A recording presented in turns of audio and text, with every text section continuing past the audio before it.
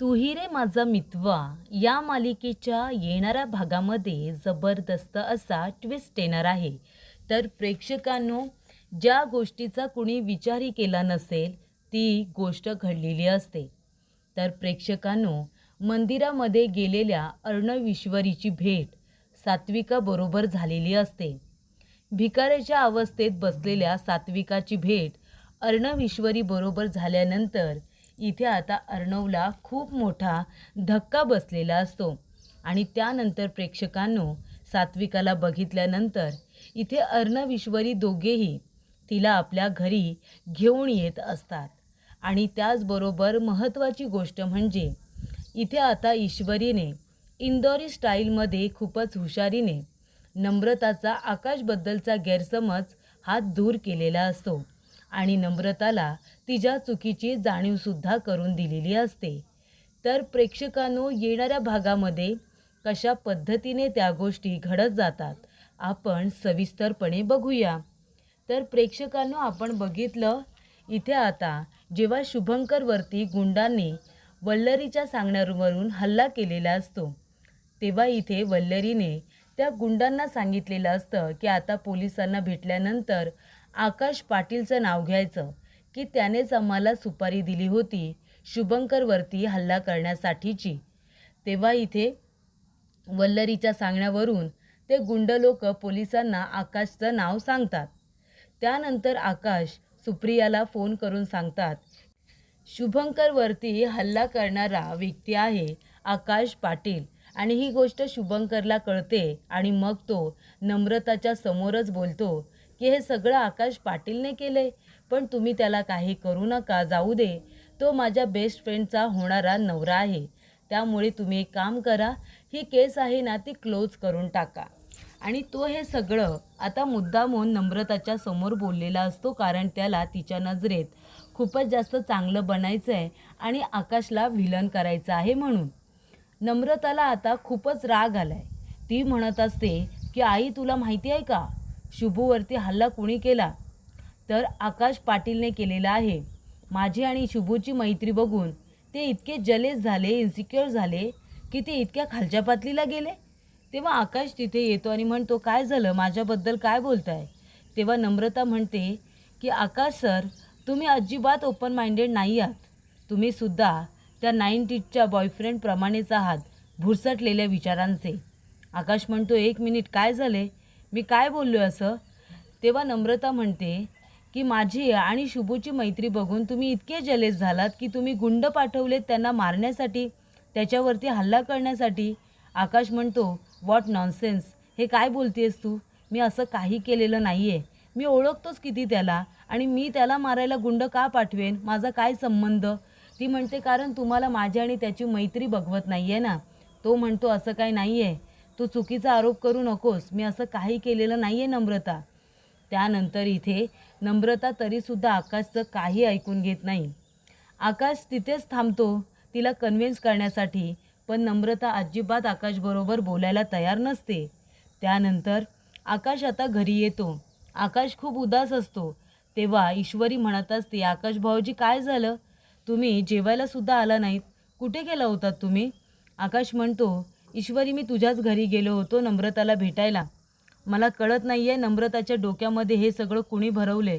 मागे शुभंकरवरती कुठल्या तरी गुंडांनी हल्ला केला होता म्हणून, आणि तो हल्ला मी त्यांना करायला सांगितलं आहे असं नम्रताला वाटते. का तर म्हणे पोलिसांनी माझं नाव सांगितलं आहे. आता तू मला सांग ईश्वरी, तुला खरंच असं वाटतं की तिची आणि शुभंकरची मैत्री बघून मी भारी भारी तर जलेस होईन, मला थोडंफार वाईट वाटेल, पण मी त्याच्यावरती गुंडगिरी करेन का? त्याला मारण्यासाठी भाड्याचे गुंड पाठवेन? तुला खरंच असं वाटतं की माझी मेंटॅलिटी इतकी नीच आहे? ईश्वरी म्हणते, अजिबात नाही भाऊजी, तुम्ही कधीच कुणासाठी वाईट विचार करू शकत नाही, अजिबात नाही. गुंड वगैरे पाठवायला तुम्ही काही गुंड आहात का? हे नमुताईला कळायला नको. पोलिसांनी ठीक सांगितलं असेल, पण तिने तुमच्यावरती विश्वास ठेवायला हवा होता. तेव्हा इथे आकाश म्हणतो, मी पण नम्रताला तेच म्हणालो की कुणीतरी तुला सांगितलं आणि तू लगेच विश्वास ठेवलास, एकदा माझ्याशी का बोलली नाहीस? तर ती म्हणाली की पोलिसांकडे पुरावे आहेत म्हणून, त्यांनी तुमचं नाव घेतलं म्हणजे खरंच असेल ना, असं म्हणाली ती. तेव्हा इथे ईश्वरी म्हणते की थांबा, त्या गुंड लोकांनी तुमचं नाव घेतलं ना, मला माहिती आहे हे सगळं कुणी केले. आता आपण एक काम करूया भाऊजी, आपण नमुताईचा गैरसमज दूर करायचा. तेव्हा ईश्वरी आपल्या आता इथे आकाश भाऊजींची बाजू घेत ती म्हणते की चला, नमुताईच्या डोळ्यावरती गैरसमजाची जी पट्टी आहे ना, ती आता आपणच बाजूला करूया. ती आकाशला पकडते आणि म्हणते की चला माझ्या घरी चला. आणि ती आता घरी घेऊन येते आणि म्हणते नमुताई इकडे ये, लवकर इकडे ये. आणि ती म्हणत असते काय झालं नम्रता अशी विचारते. ईश्वरी म्हणते चल, ज्या लोकांनी आकाश भाऊजींचं नाव घेतलंय ना त्यांना आता पोलीस स्टेशनला जाऊन मला भेटायचं आहे. शुभू तू पण चल. आणि तिथे गेल्यानंतर सगळ्यांनी आपापली तोंडं बंद ठेवायची, फक्त मी बोलेन. आणि तेव्हा इथे ईश्वरी आकाश, नम्रता आणि शुभंकरला घेऊन आता पोलीस स्टेशनला जाते. तिथे गेल्यानंतर आता ती पोलिसांना विचारते की सर इकडे या बरं. तेव्हा इथे सर म्हणतात काय झालं. तेव्हा ईश्वरी म्हणते सर तुम्ही फक्त आमची थोडीशी मदत करा, प्लीज तुम्ही आम्हाला थोडंसं सहकार्य करा. मी जे करणार आहे ना मला करू द्या. सत्य काय आहे ना ते मी शोधून काढायला आले. फक्त तुम्ही 5 मिनटासाठी मला कॉपरेट करा प्लीज. मी तुम्हाला रिक्वेस्ट करते अगदी मनापासून. तेव्हा पोलीस म्हणतात पण तुम्हाला करायचं काय. तर ज्या लोकांनी आकाश पाटीलचं तुम्हाला नाव सांगितलं आहे ना त्या त्या मला लोकांना भेटायचं आहे फक्त एकदा. तेव्हा सर म्हणतात की ठीक आहे या. तेव्हा 2 माणसांना पकडलेलं असतं ना, त्यातल्या एकाला इन्स्पेक्टर विचारतात बोल रे, तूच म्हणाला होतास ना की शुभंकरवरती हल्ला केला होता तो आकाश पाटीलने केला होता, बरोबर ना. तेव्हा इथे आता इन्स्पेक्टर म्हणतात की हो, यांनीच नाव सांगितलं होतं. आणि ते गुंड पण म्हणतात की आकाश पाटीलने सांगितलं होतं हल्ला करायला. तेव्हा इथे ईश्वरी येता येताना एका रँडम मुलाला आपल्याबरोबर घेऊन आलेली असते. आणि ती लगेच काय म्हणते, हे आहेत माझे आकाश भाऊजी. हे काय तुम्हाला सुपारी देणार आहेत का शुभंकरवरती हल्ला करा म्हणून. माझे आकाश भाऊजी तसे अजिबात नाही आहेत. आणि आकाशसुद्धा तिथे मागे उभा असतो. नम्रता आणि शुभंकरसुद्धा बघत असतात. ईश्वरी आता त्या रँडम मुलाला पकडते आणि म्हणते हे माझे आकाश भाऊजी आहेत. ते कधीच कुणावरती हल्ला नाही करू शकत. तुम्ही त्यांचं नाव का घेतलं. तेव्हा इथे आता त्या गुंडांना वाटतं की हाच आकाश पाटील आहे. कारण वल्लरीने फक्त नाव घ्यायला सांगितलेलं असतं, फोटो कुठे दाखवलेला असतो की हा माझा मुलगा आकाश पाटील आहे. तेव्हा त्या गुंडांना वाटतं की हाच आकाश पाटील असेल. ते म्हणतात अहो मॅडम, यांनीच तर आम्हाला सांगितलं होतं ना, सुपारी दिली होती शुभंकरवरती हल्ला करण्यासाठी. तेव्हा आकाश काय म्हणतो, हे बघा माझा मित्र आकाश आहे ना, तो कधीच कुणावरती हल्ला करू शकत नाही आहे. तुम्ही खोटं नाव घेताय, चुकीचं नाव घेताय तुम्ही. कुणी सांगितलंय तुम्हाला आकाशचं नाव घ्यायला, सांगा बरं. आकाश तू काळजी करू नको, आम्ही आहोत ना तुझ्याबरोबर, आम्ही आहोत. तेव्हा तो म्हणतो ए बाबा तू गप्प बस ना, याच माणसाने फोन केला होता आकाश पाटील म्हणून. आकाशने सांगितलं होतं शुभंकरवरती हल्ला करायला. तेव्हा इथे आता आकाश बोलल्यानंतर इथे आता ते गुंड लोक एका वेगळ्याच मुलाला आकाश पाटील म्हणतात आणि खरा आकाश राहतो बाजूला. तेव्हा आकाश म्हणतो किती फालतू आहात तुम्ही लोक, तुम्हाला कळतंय तरी का. याला तुम्ही आकाश म्हणताय, खरंच हा आकाश आहे का. ते म्हणतात हो आहे ना, हाच आकाश पाटील आहे. यानेच तर शुभंकरला मारण्याची सुपारी दिली होती. तेव्हा आकाश म्हणतो इन्स्पेक्टर बघितलं तुम्ही, आकाश पाटील खरं तर मी आहे. या लोकांना मी कोण आहे हे माहितीच नाही आहे, तर हे लोक माझं नाव कसे काय घेऊ शकतात. म्हणजे याचा अर्थ यांना कुणीतरी सांगितलं आहे की आकाश पाटीलचं नाव घ्यायचं. हे लोक घेऊन मोकळे झाले आणि मला विनाकारण या प्रकरणामध्ये अडकवत आहेत. त्यांना तर माहितीच नाही आकाश कोण आहे. हा बिचारा बाहेर उभा होता, त्याला आम्ही आमच्याबरोबर फक्त मदतीसाठी घेऊन आलो आहे आणि हे लोक त्याला आकाश पाटील म्हणत आहेत. थँक्स मित्रा, थँक्स, तुझ्यामुळे खूप मदत झाली आम्हाला. तेव्हा इथे ईश्वरी म्हणते बघितलंच नमुताई, बघितलं शुभू, तुम्हाला दोघांना लगेच असं वाटलं की आकाश पाटीलने सुपारी पाठवली असेल. आम्ही काही गुंड लोक नाही आहोत, आम्ही सुशिक्षित घराण्यातले आहोत. कळलं ना. आकाश सर असू दे किंवा माझे अर्णव सर असू दे, दोघेसुद्धा लोकांची मदत करू शकतात, कधीच कुणाला मारायला जाऊ शकत नाही. आणि तेव्हा प्रेक्षकांनो इथे आता नम्रता तोंडावरती पुन्हा पुन्हा पडत असते. ईश्वरीने नम्रताचा गैरसमज चांगलाच दूर केलेला असतो आणि शुभंकरला सुद्धा तोंडावरती पाडलेलं असतं. तेव्हा इथे नम्रता म्हणते आकाश सर, सॉरी आकाश सर. तेव्हा आकाशला आता राग आलेला असतो आणि आकाश ईश्वरीला म्हणतो चल ईश्वरी, मला आता कुणाजवळ काहीही बोलायचं नाही आहे, चल तुला घरी सोडतो. तेव्हा ईश्वरी म्हणते आकाश भाऊजी एकदा बोला ताईजवळ. आकाश म्हणतो नाही, ज्या मुलीचा माझ्यावरती विश्वासच नाही आहे, तिला असं वाटूच कसं शकतो की मी कुणाला तरी मारण्यासाठी गुंड पाठवू शकतो. ती मला ओळखत नाही, माझ्या प्रेमाला ती ओळखत नाही. आणि अजून एक गोष्ट, मी कधीच तुझी आणि त्याची मैत्री बघून जेलेस झालेलो नाही आहे आणि इन्सिक्युअर तर अजिबात नाही, कारण माझा तुझ्यावरती विश्वास होता. जरी पण शुभंकरच्या मनात तसं काही असेल ना, तरी माझा तुझ्यावरती विश्वास होता नम्रता, की तुझ्याकडून तसं काही नसणार आहे. हे पण मी तुला खरं सांगतो. पण तू मला चुकीचं ठरवलंस. तुला असं वाटतंय की मी तसा मुलगा आहे जो तुला कुणाशीही बोलल्यानंतर मी तुझ्यावरती संशय घेईन, तुझ्यावरती मी लक्ष ठेवेन, पण असं अजिबात नाही आहे.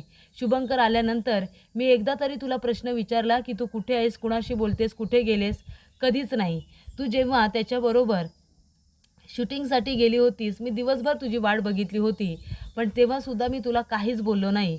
पण तू फक्त स्वतःचा विचार करतेस, स्वतःच्या भावनांचा विचार करतेस. समोरच्याचा विचार करण्याची ताकद तुझ्यामध्ये नाही, तेवढे पेशन्स तुझ्यामध्ये नाही, वाट बघण्याचे पेशन्स तुझ्यामध्ये नाही आहेत. तर मग मला तुझ्याशी आता या गोष्टीवरती काही बोलायचंच नाही आहे, असं इथे आकाश म्हणतो आणि सरळ तिथून निघून जातो.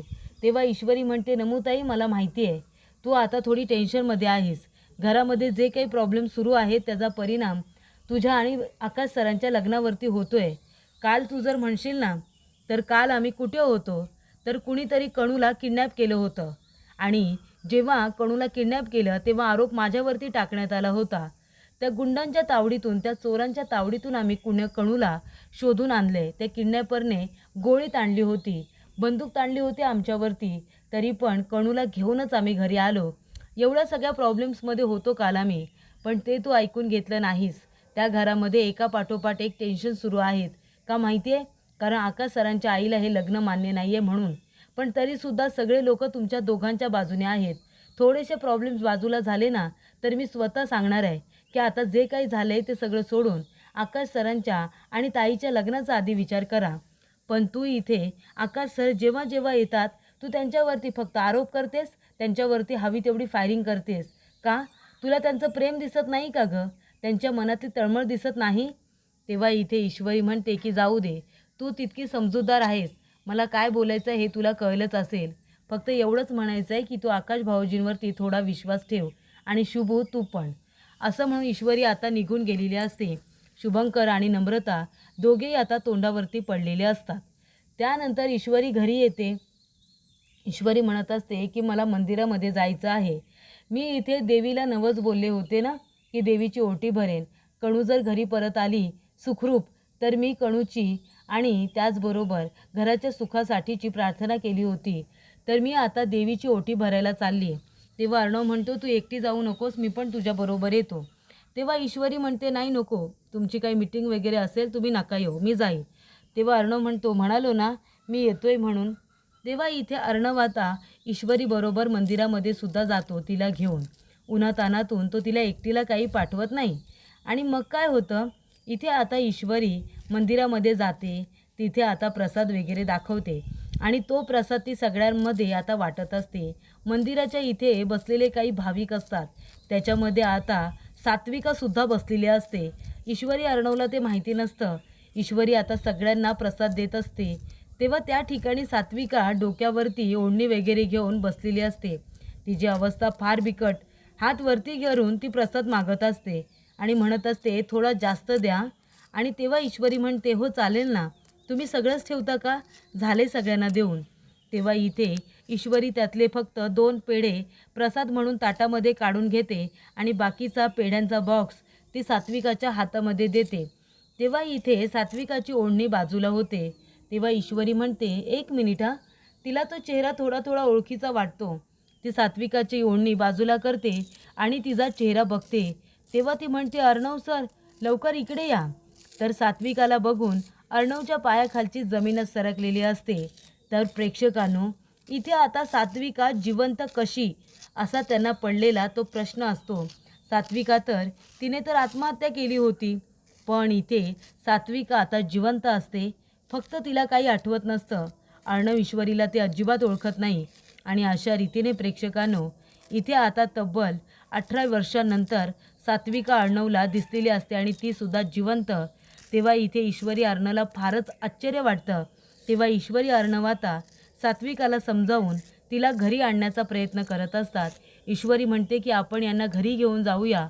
नक्की त्या सात्विका आईच आहेत ना, सात्विका मॅडमच आहेत ना, आणि त्यांना किती आणि काय काय आठवतंय ते आपण बघूया, त्यांची ट्रीटमेंट करूया, असं इथे ईश्वरी अर्णवला सांगत असते आणि सात्विकाला घरी घेऊन येण्याचा प्रयत्न करत असते.